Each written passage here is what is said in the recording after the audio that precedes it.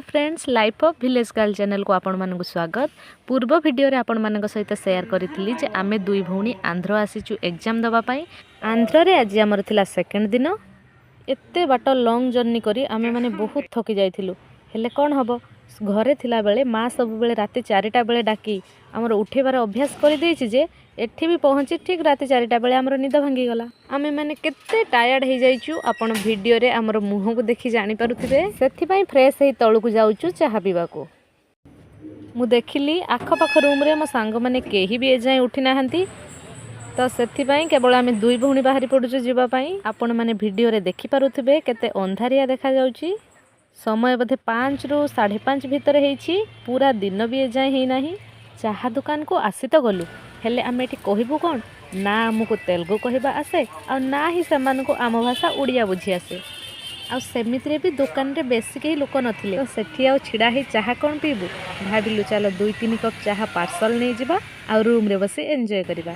भितरे सेठी जने अंकल आसी चाहा पिउ पिउ नानी संगरे कथाबार्ता भी आरंभ कर देलेनी। तेलुगु तो आमको किछि बुझी आसे ना, बस केवल एंडुओ परी मुंड टुंगार थिला।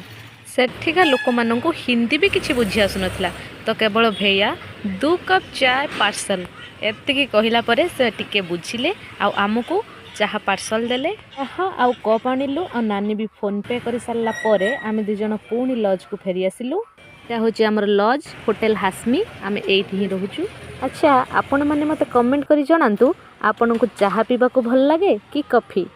मते तो चाहा पीबा को बहुत भल लागे कॉफी ठारू। आंध्र रे तो बहुत बढ़िया चाहा मिले। एठी चाहा सब मईसी क्षीर रे तैयारी हुए। या भितरे आमे आसी रूम रे पहुँच जाइछु। वर्तमान नानी चाहा सब को सर्व करबा आ आमे एन्जॉय करिवु। घरे थिला बेले सब बेले आ समस्तंक पई चाहा बनै कि पिएबार दायित्वटा नानी ऊपर थाए। तो एठी भाबिली काहे कि से मन दुख करिवो। एठी तो आ चाहा बनैबार नाही, आमे पार्सल नै आसीछु, तेणु सर्व करिबार दायित्वटा ताको ही दिया जाऊ। बात तो सही है। आ मु टिके अलसुआ प्रजातिर, सेथि पई घरे कोन ना एठी कोन मु बसु बसु ही मते सब जिनिस मिल जाए। से जहा भी हो चाहाटा तो पूरा मस्त थिला। अच्छा, आपण माननको कप रे हो किंबा पेपर कप रे हो गरम चाहा कोन संगे संगे पी आसे। मते तो अध घंटा लागी गला चाहा कप को शेष करिबा पई। या भितरे मो सांग भी फ्रेश हे के आसी जाइतिला आम सहित चाहा एन्जॉय करिबा पई। चाहा पिया पी सरिला। दिन 2टा बेले हमर एग्जाम भी थिला, तो आमे माने एबे पाठ पढिलु आ एग्जाम दे के आसीबा परे मु आपण माननको देखौची। दिन 2 रु 5टा जाय हमर एग्जाम थिला आ आमे लंच सारी की भी जाइथिलु एग्जाम दबा पई। एग्जाम सरिला परे बाटरू आसला बेले जने फ्रेंड आम पई गुटे बोतल आखु रस आ गुटे बोतल लस्सी किनी आनी की देथिले। आखु रस तो देखिबा को ठीक ठाक थिला, हेले बोतल रे ए की प्रकार लस्सी। आम ओडिसा रे तो एमिति लस्सी मिलेनी। देखिबा को तो सब ठीक ठाक थिला, एबे टेस्ट कला परे ही जना पड़िबो काहार टेस्ट केमिति। जूस सर्व करिबा पई 4टा पेपर ग्लास भी आसीथिला। एठी मईसी क्षीर रे लस्सीटा बनिथिला, तो नानी पीबा को इच्छा कलानी, सेथि पई ता पई मु आखु रस सर्व कली।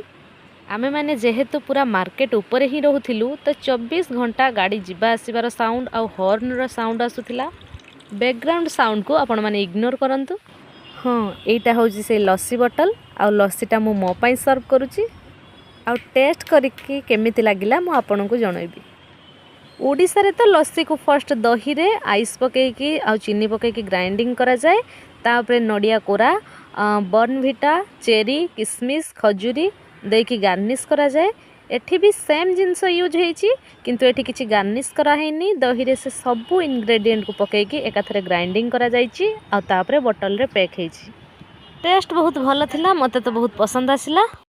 हेले मो पाखरे आउ 2 जण जो थिले, मो नानी आ मो सांग द्रुति, सेमानकु लस्सी तो दूरर कथा आखु रस भी पसंद आसिलानी। तो मु भाबिली पैसा देकी किणी काणीची नष्ट करबी ना कोन। लस्सी पी सारला परे आखु रस भी पीली। जूस पी सारी पाठ पढ़िलु आ तापरे डिनर टाइम हे गला। आज डिनर रे हमर हेथिला भात, फूलकोबी आलू तरकारी, पापड़ आ अचार, ता सहित पूरी भी आसीची। आउ जनते पिला माने देखि काले कंप्लेन कर देबे, सेतमाई जरी रे पुरे के अधिक पापड़ नै आसीची।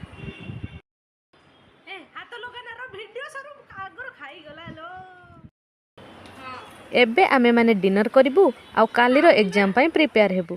जदि आपण मानक वीडियो भल लगुच तेज वीडियो को लाइक करंतु और जदि चैनल को सब्सक्राइब न करिसेंती चैनल को सब्सक्राइब करी पाखरे थिबा बेल आइकन को प्रेस करी ऑल नोटिफिकेशन बटन ऑन कर दियंतु। देखा हबो नेक्स्ट वीडियो रे। Thank you.